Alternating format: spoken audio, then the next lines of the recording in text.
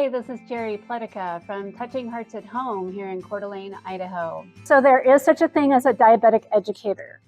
A diabetic educator gets someone started with insulin and their finger pokes and all of that system pulling up insulin first, because it's a process. It's a learning tool.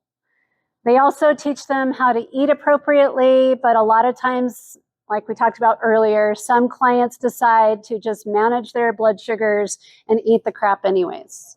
So they do that first, and it is least expensive. So pulling up meds, understanding that process, taking your own blood sugars, managing and tracking everything, that's the least expensive.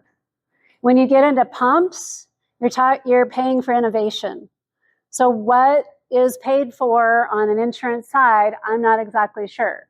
But they'll look at that cost-benefit ratio. They're always going to go towards something that's injectable over something that is innovative and takes less work, because that's more expensive, but you still have to manage it or have someone manage it for you, a family member, especially if someone starts getting into dementia. I talked just briefly earlier.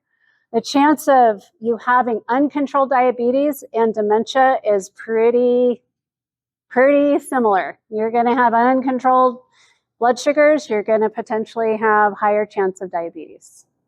So that's a selling point on tracking, but how it gets paid for, that's because everybody wants everything free all the time.